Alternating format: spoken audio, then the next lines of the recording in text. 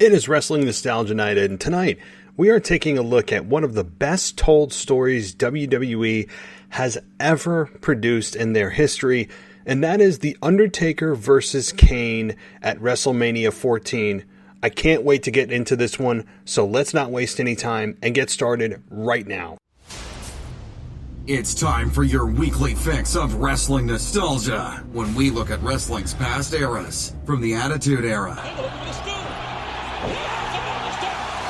to the Reality Era. I'd like to think that maybe this company will be better after Vince McMahon's dead, but the fact is, it's going to get taken over by his idiotic daughter and his doofus son-in-law and the rest of his stupid family. To today, here on the WWE Podcast.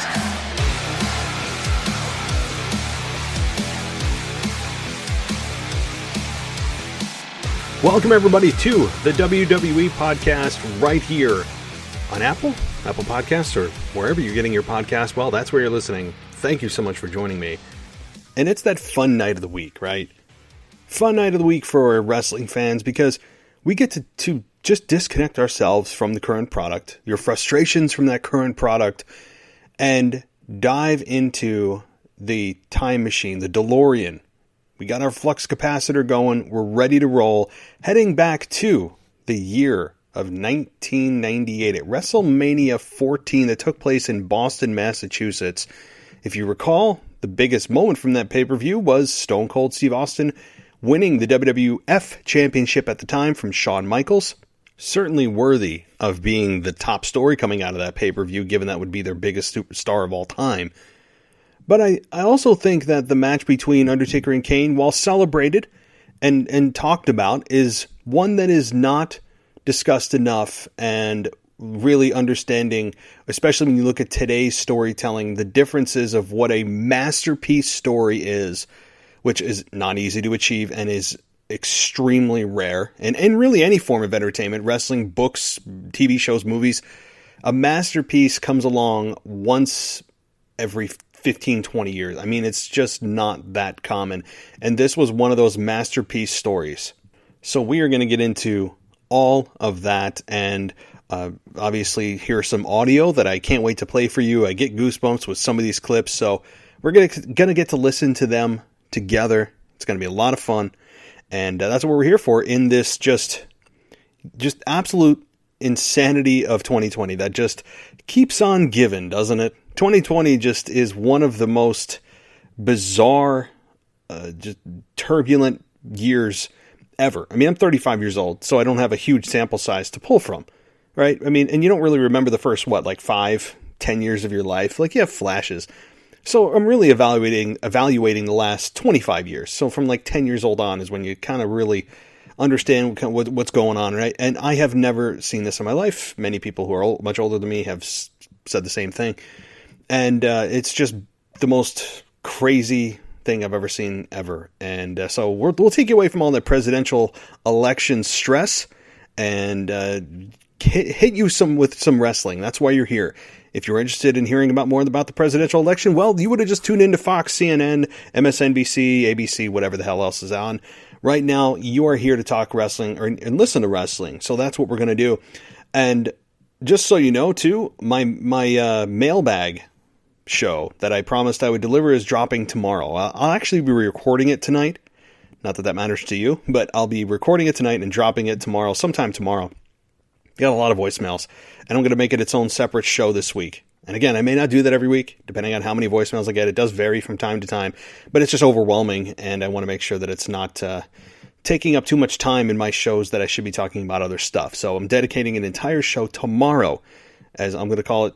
I mean, this isn't super creative, but I don't really possess that part of my brain anyway. Whatever, was it the right side or left side that's really creative? See, I guess I proved my point, right? I don't even know. I'm not even creative enough to know which side of my brain is the creative part. So I guess that's pretty much proves my point, right? So So that'll be coming tomorrow, as well as the NXT review coming tomorrow with Zach.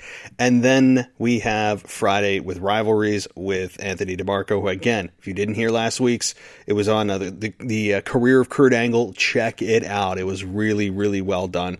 I don't know if I could have done a better job, honestly, on Kurt Angle, which is a guy that is also, I think, not talked about enough, and did also a great job on the analysis and bringing his whole career full circle. So check it out on our feed, which was just 5-6 days ago now. And then again on Saturday, if you didn't hear my show last night, we have a brand new co-host who is joining us, and he will be doing New Japan Pro Wrestling.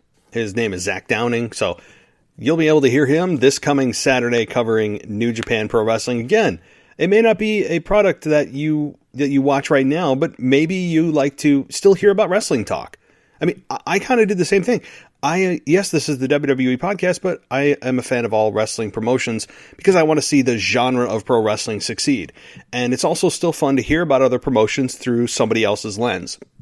Even if you don't know a whole lot about it, you don't know the names, you don't understand the stories that are going on, the matches, it's still a fun listen because you're a wrestling fan, and even if it's a different promotion, you get the psychology of wrestling. You know what brought you into wrestling, and hey, maybe you'll even become a fan of New Japan. So that's going to be coming up this Saturday, and then Sunday, Michael Gross will be joining me for your week in review. So a full jam-packed schedule to close out the week, and in a week that I think we all will need some kind of therapeutic, and I hope I can be one of those remedies, unless you're in New Jersey, in which case you also have a secondary remedy for those that know what I'm talking about there. But regardless, again, which side of the aisle you fall on, everybody seems to be stressed out because of the delay in the results and potential voter fraud, all this stuff, right? You don't need me to cover it. You know what's going on. But let's be the anti that. I guess I'm not, considering I just talked about it, but from here on out, from this moment, we are the anti-CNN, anti-Fox, anti-MSNBC. So let's roll here. Okay, those of you that are wrestling fans from the 90s, I'm assuming that it's probably a 50-50 split of my listeners based on the demographic information I receive from downloads and things. You know, and you remember this matchup. But maybe you don't remember it in this way. Maybe you've forgotten how important this match was. The chills you felt in the storytelling. And there's really no better way to tell a story than when you have characters that are deep, that are all in, that you have a beginning, middle, and end for, and they execute it to perfection. That's what this story was in a nutshell, in a very simplistic nutshell. That's what this story between Undertaker and Kane was. I want to be clear, though. We're talking about the WrestleMania 14 semi-main event between Undertaker and Kane, right? Like the build-up to that match and the match itself. So anything else? I know they had a match at WrestleMania 20. I was there for it. When The Undertaker went back from the American Badass to the Dead Man. I remember that very, very well. That is something that I remember and I'll treasure forever. It was just a great moment to see the Dead Man back after a few years of the American Badass character. And I know that they had a couple of matches as well, not at WrestleMania, but fighting over the World Championship. They had obviously a run as the Brothers of Destruction, all that kind of thing. But I also want to keep in line with WWE's 30 Days of the Dead Man. Or 30 Days of the Undertaker, whatever they're calling it. Because, let's face it, Survivor Series this year is the 30th year anniversary of the Undertaker's debut. It's unbelievable that it's been 30 freaking years. So, with all that said, let's start at the beginning. How did this match even come about? How did this start? Again, if you know the story, you know where I'm going, but maybe you've forgotten or you're new, and that's great. So let's follow along. Let's have a little story time, folks. All right? Sit back, relax, grab your milk and your cookies, and gather around the fire. Right? Let's have a little bit of alone time. All right, it's just getting creepy. Okay, so it started all in October of 1997. this is actually a time that is very near and dear to my heart that I talk about a lot, and I've done actually a couple of shows on this match because it is so special to me. Undertaker, HBK, Hell in a Cell, the very first one. You talk about a 5-star classic. This was a 5-star classic, and I talk about it all the time. I'm trying to resist talking about it now. But that's where this story started between Undertaker and between Kane. So, I'm going to set the stage. Undertaker and Michaels had a few matches. I believe it was at Ground Zero that they had a lumberjack match. First they had like a straight-up wrestling match. Michaels was able to escape, and I think he got disqualified. The second match was at a pay-per-view called Ground Zero, which was in September of 97, where it was a lumberjack match, and it was supposed to be a way for Michaels to he's not able to escape with lumberjacks around the ring. And Undertaker ended up basically taking out the lumberjacks. Michaels still ends up fairly unscathed in that Ground Zero pay-per-view. What a great name for a pay-per-view, by the way. I know Ground Zero has a much different term now with 9/11. But, that's a badass pay-per-view name. I don't know why. I love it. And then they meet at Hell in a Cell. This is where the Hell in a Cell structure was thought up. This is the ultimate you can't escape match. And they did, but it was great psychology and, to me, the best way you could use the cell ever. Now, for weeks and weeks prior to this, while Undertaker and Michaels were in a program, Paul Bearer was screaming to the Undertaker that his brother Kane is still alive and he's coming, which actually seemed to bothered the dead man a little bit. And we, as fans, never heard the name Kane, didn't know what he looked like, who he was, other than he's the Undertaker's brother, and that the Undertaker burned down a funeral home and Kane was inside, and Kane somehow managed to escape with just some scars on his face, which we obviously turned out to be not true. And then they tried to cover it by saying they were emotional scars, the kind of scars you can't see, which, whatever, fine. And this was the premise for going into the Hell in a Cell with Michaels. Now, again, in one of the best matches you'll ever see, very subjective, of course, with The Undertaker and Michaels at Hell in a Cell, Bad Blood 97. Kane debuts here. And let's take a listen, because it's classic footage, right? Like, I gotta put this on here. I know that you're dying for a little bit of audio. I said footage, but I meant audio. And let's listen to Kane's debut and exactly what he does. Chair! And perhaps we will see poetic justice here. I don't know. It was Michaels who introduced the chair to begin with. Will The Undertaker strike Shawn Michaels? Michaels has had it now. Michaels has had it all. Michaels' cranium just got cracked. Payback is a bit. Payback for it's all over. It's all over. Now will come the tombstone. No. Wait a minute.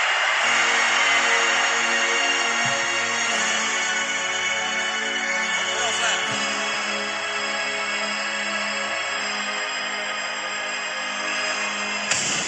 Oh my God! Wait a minute! It's Paul Bearer. It's Paul Bearer. And that's gotta be Kane. That's gotta be Kane.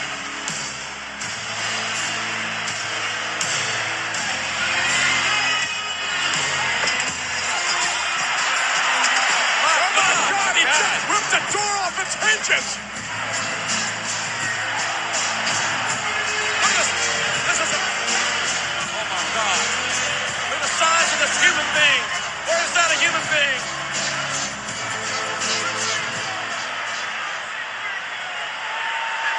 Kane! That's gotta be Kane! The Undertaker looking at him, looking to the eyes of that giant who stands in front of him. Is that his younger brother? He's huge, whoever he is.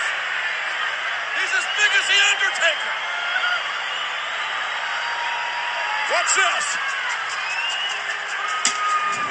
Oh my!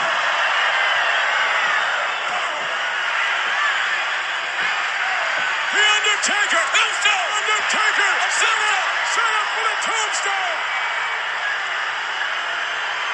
Undertaker set up for the tube, driven down to the canvas.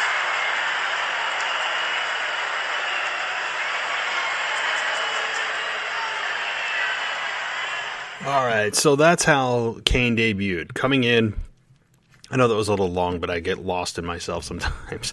That was Kane's debut. Coming in, tombstoning The Undertaker. Great job, McMahon on commentary. Sometimes he was a little hokey. Sometimes he was a little over the top and cheesy. But McMahon on commentary is actually not bad. I mean, I do remember him on commentary several times, and before he became the Mr. McMahon character, he was on commentary with Jim Ross and Jerry the King Lawler. And they made a good team. They did. Vince was good on commentary. And obviously, with the stories he knew he was going to have to tell, he knew how he wanted to tell them, and it was always just directly from the horse's mouth of exactly the narrative he wanted, rather than screaming in people's ears and headsets of what they wanted and should say. But nonetheless, that's how Kane debuted, and tombstones Undertaker. And from here on out, Undertaker refuses to fight Kane. And this is where it gets deep, and it actually makes you feel something. Undertaker, since Kane is his own flesh and blood, for weeks does not defend himself against Kane. And you're thinking to yourself, I actually kind of get it. Right? Like, you are emotionally struggling with Kane being the one who, he's attacking his brother, but also sympathetic for The Undertaker, because do you really want to pummel your own flesh and blood? Because you still care for this person, but they're still, they're physically assaulting you. What do you do? And I even remember a moment after a couple of weeks or a couple of times that Undertaker had been assaulted. He finally blocks one of the punches by Kane, and the crowd erupted, thinking, oh, Undertaker's finally going to destroy Kane here. And it didn't happen. He ended up letting Kane just beat him down again. And here's where it gets even better. We have Kane then fake an alliance with The Undertaker in one of the most I don't know how to, I can't believe I'm saying this phrase when it comes to Undertaker and Kane in their characters. Heartfelt moments. One of the more heartfelt moments, and it was just perfectly executed. And the narrative from Jim Ross on this was just completely spot on. So again, I'm going to play that clip, but I want to give you the time frame here. We moved from October 97. Now we've fast forwarded a little bit to January of 98. So a few months later, we have Undertaker after being beat down by Kane for many weeks. Again, this didn't happen every week, but he still didn't defend himself against Kane. Undertaker is still in a program with Shawn Michaels, who now has DX, very involved, as they have been for the entire rivalry, but really making it a numbers game against The Undertaker here. And let's take a listen to what happens. He's giving The Undertaker a taste of what's going to happen this Sunday at the Royal Rumble. He's blasting. Look at this, JR. It's the highly strung versus the highly motivated. Oh my. Don't tell me. Uh-oh. Oh, boy. Oh, boy. What did we get? I can't see anything. He'll walk right through hell. He's Kane. The question is he coming to assist DX or to dismantle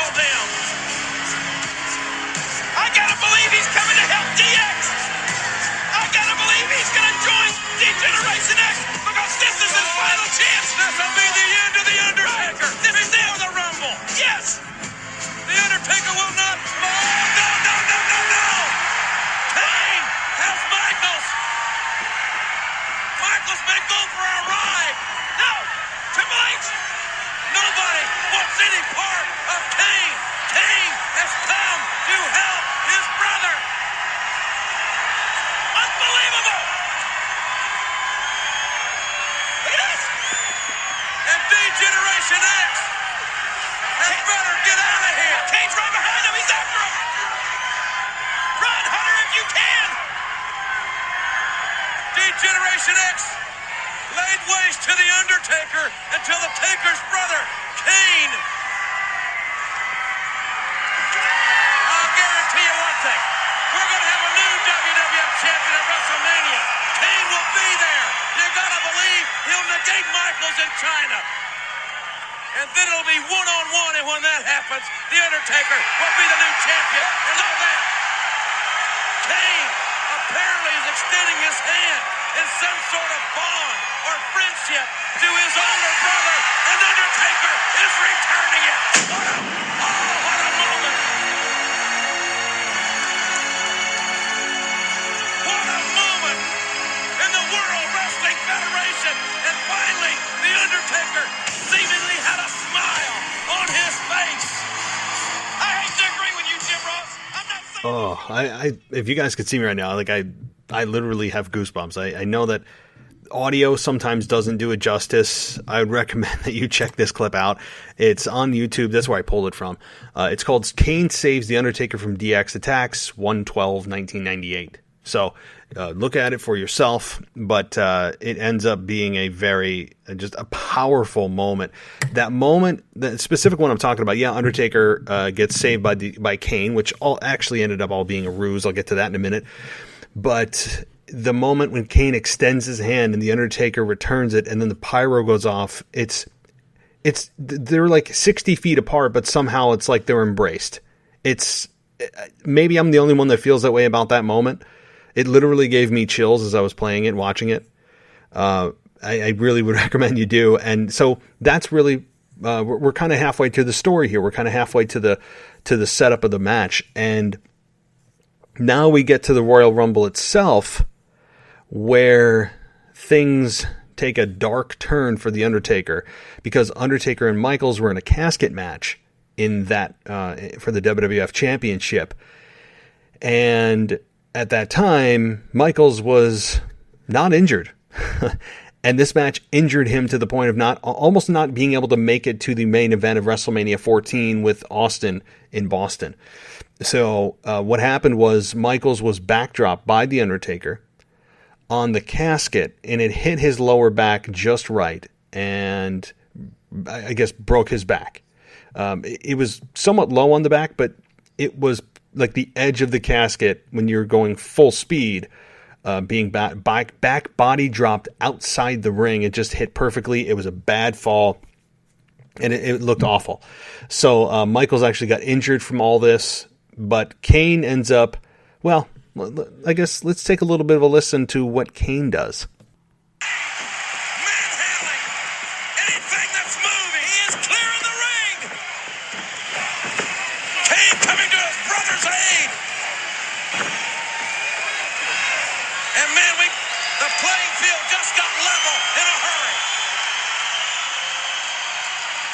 The Undertaker had Shawn Michaels beat. Shawn, they got Shawn out of the casket.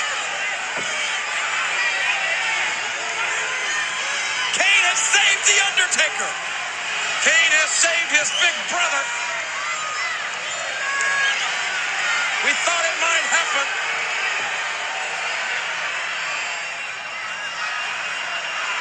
Oh, no! Wow! Come on! No, damn it! Damn it, quick! What?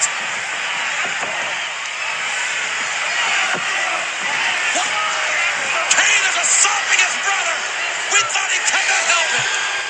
All right, so I'll kind of pause it there because it takes a while to get to the next step. And Kane ends up assaulting Taker after he saves him from Michaels and several other wrestlers that were just pounding on Taker. It was like 7 or 8 of them.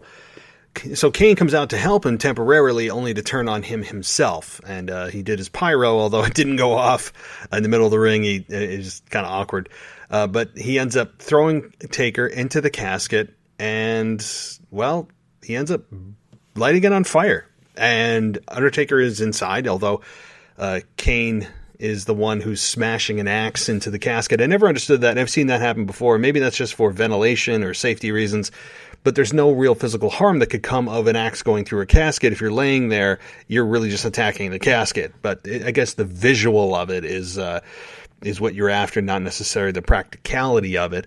So Kane lights it on fire, and we don't see Taker for a long time here. This is the Royal Rumble time, and now we have to wait. We have to wait until we get the return of the dead man. And when he returns, it's a big deal, a great promo. Well, just take a listen.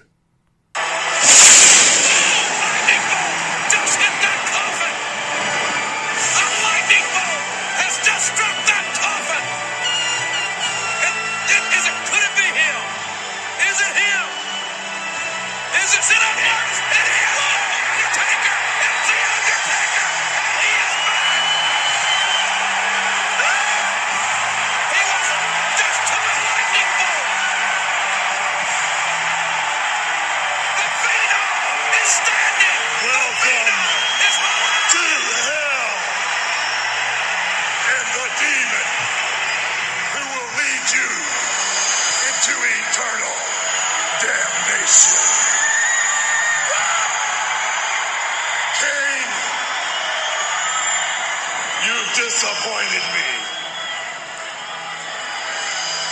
Is that the best effort that you could put together at the Royal Rumble? Did you think that could destroy me? Don't you know that you cannot destroy that does not wish to perish?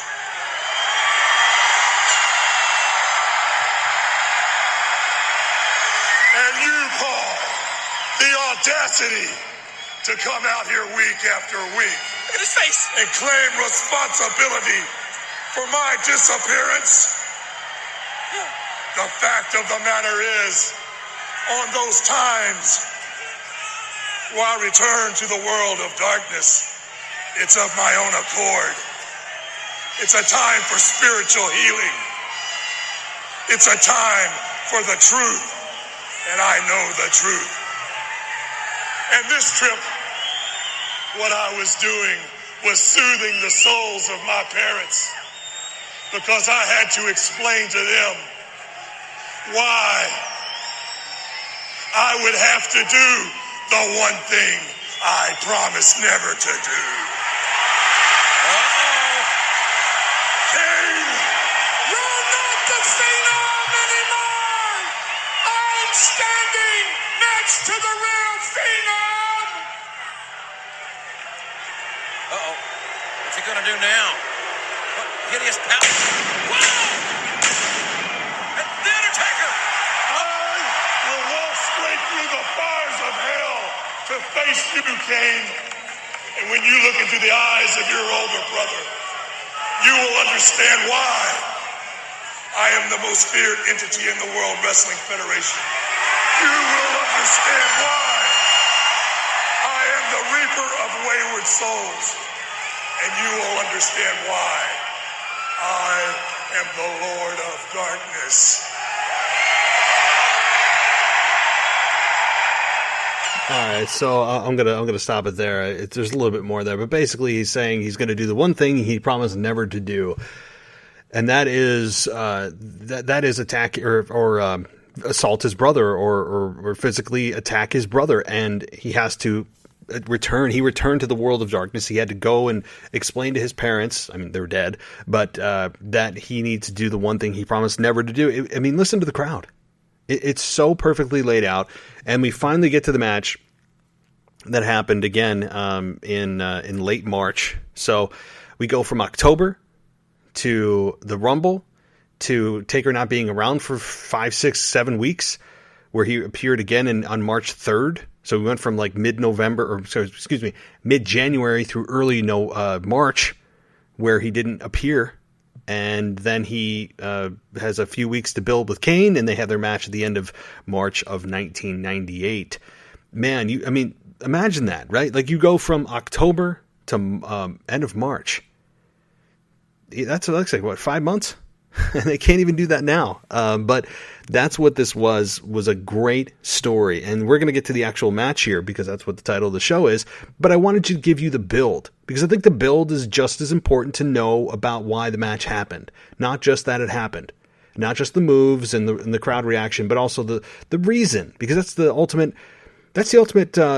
factor in depending on whether or not people have emotional connection to a story. Why are they fighting? Why should I care? And that's exactly what we got here, was a great story. So let's get to the match that ended up being, again, it wasn't a 5-star classic per se, but the story overrode any limitations that these two had being such big men. And you don't always have to have a 5-star match to have a money-making match, a money-drawing match.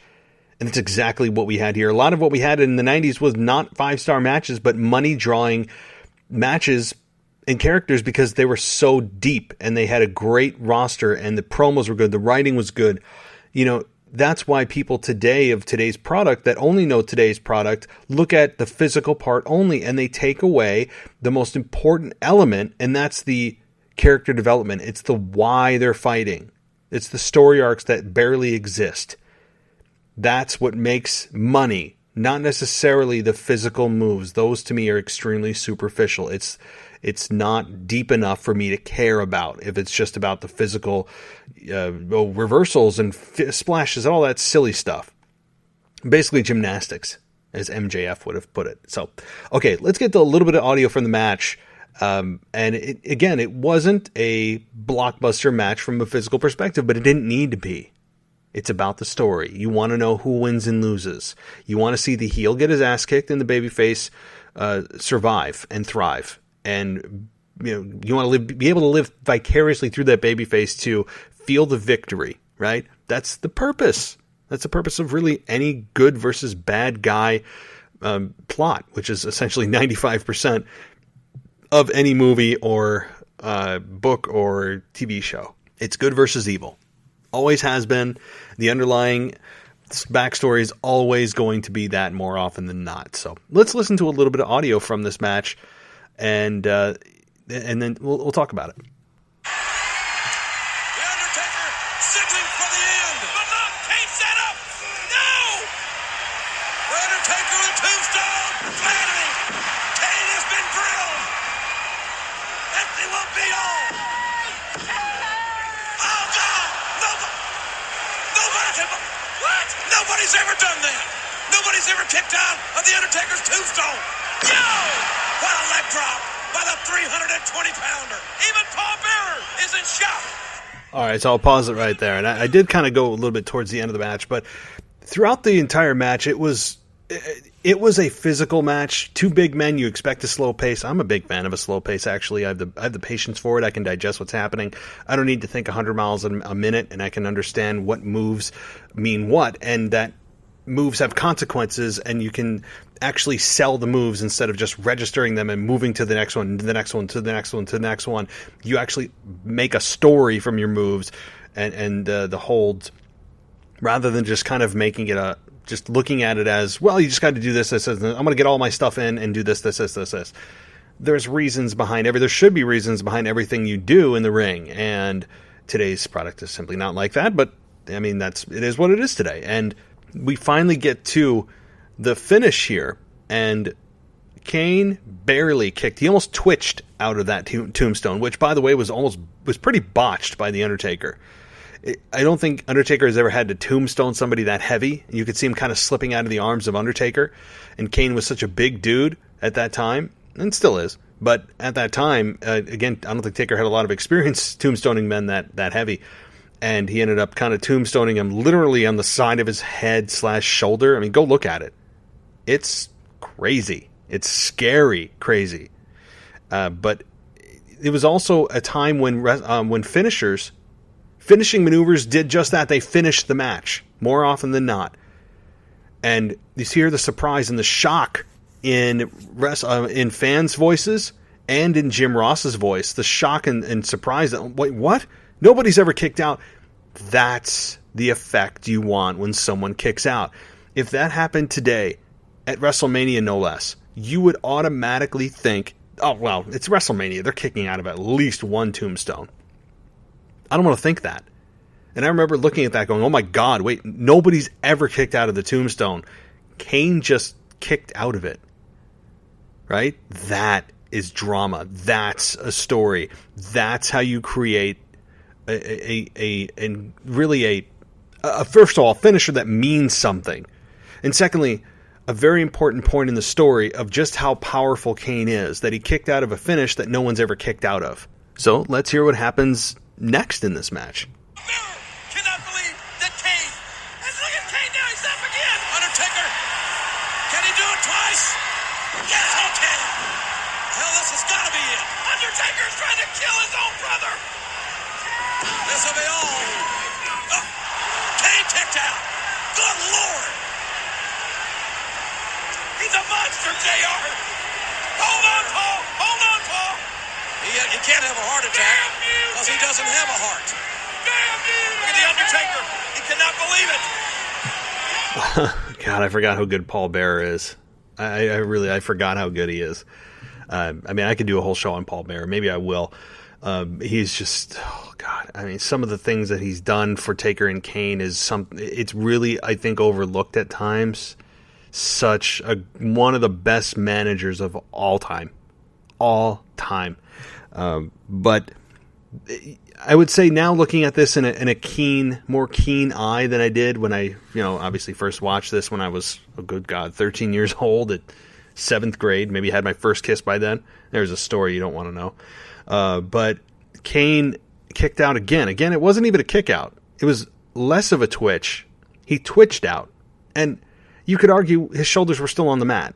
He twitched, but he didn't raise his shoulders off the mat, which is essentially how you win the match. So I would actually, if I was doing this podcast back then, this match happened, and I have 35-year-old brain, I would say, no. I would actually have been really annoyed by that, but understood the premise for it, ultimately. And also the fact that Kane gets up way too quick. And there's a little bit of a lack of selling in this match, and a bit too quick of transition from finish to finish. I don't think there's enough of a time in between the finishers here to really absorb what's happening, at least from my taste.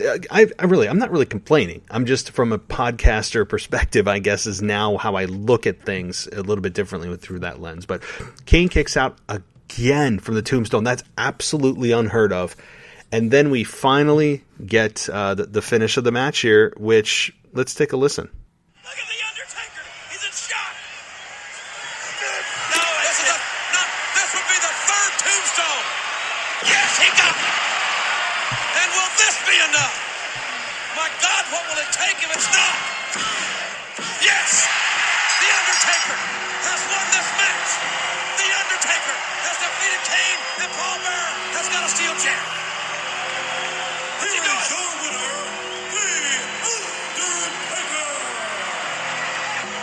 Both men are fatigued. Paul Bearer shoving the referee. And now Paul Bearer taking his liberties on a fatigued and a hurt Undertaker.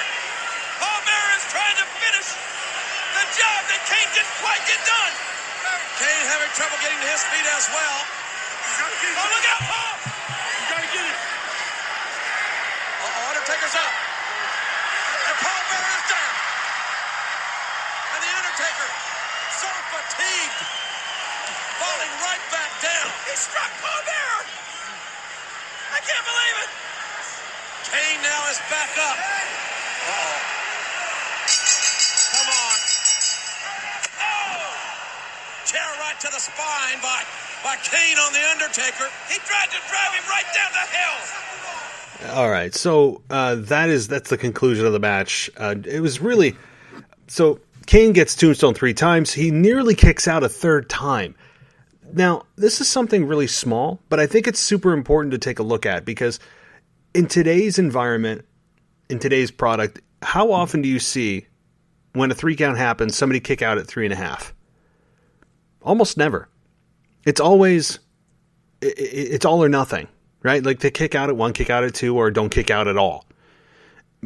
So what Kane did here was kicked out at actually a 3.25. I mean, he kicked out just after the 3 that the hand hit the mat for the third time. And that's so important to me because Kane was beat, but he almost kicked out a third time. Go watch. I know it's a small thing, but in today's environment, I think even something like that can be implemented where somebody kicks out just after the 3 count. And yes, it's registered as the 3 count. It's not as if it's disputed and the referee missed the call. It's just that competitor almost did it. Yeah, they were defeated, but a fraction of a second is what the difference was. I think it's a good message to send. It's something that should be done occasionally, not all the time at all, and that's not what I'm advocating. But once in a while, when the program dictates, when the match is big enough, why not? Have somebody kick out at 3 1/4. I think it's, definitely something, a small thing, but important. And it also here, when you heard Undertaker get attacked by Kane at the end of the match, I think it happened too quickly. I think, again, the transitions here between tombstones were kind of weird. There wasn't a whole lot of time to sit back and take it in and go, oh my God, it was just kind of like boom, boom, boom. And also at the end of the match, we had The Undertaker not really get a whole lot of time for celebration. And Paul Bearer came in and ended up attacking Taker. Kane gets up. Paul Bearer gets a punch in the face. And then we have the whole, this is a message from WWE that this is a program we're going to extend. And they actually had a Inferno match. I believe that's what it was. I believe the Inferno match was next. And then, yes, they would eventually become the Brothers of Destruction and certainly went on an absolute tear. I mean, that could be another topic we cover too. But next week will also be a wrestling nostalgia week where we cover The Undertaker. It will be a complete Undertaker takeover for Survivor Series and really in lieu and in celebration of Survivor Series for The Undertaker. So if you have moments, matches that you'd like me to cover with The Undertaker, send them my way at realwwepodcast@gmail.com. I'm interested to hear what you want me to talk about with The Undertaker. Again, until Survivor Series passes, we'll be covering The Undertaker. So maybe the final show in November we'll do some other topic, but I think it's fitting that we also follow with WWE's doing their 30 Days of the Dead Man, that we also kind of follow suit with the nostalgia, because there's certainly enough content that we could do an entire year of shows and still have a bunch to talk about with Taker. I mean, there's just so much. So, all right, well, that is it for me. Again, guys, a jam-packed week. We got like 5 more shows coming to you this week. So much content coming to you. Hopefully you get a chance to listen to some of it, all of it, in between your stresses of the election. If you care about such things, maybe you don't. But I would think that there is quite a few people out there that are a little bit stressed, and hopefully we can take you out of it with the audio that we play and with the topics we talk about. It's time to play in the sandbox on this show, as I always say. But okay, tomorrow again, look for NXT and look for my mailbag segment where I answer your voicemails. So until then, I'll talk to you next time.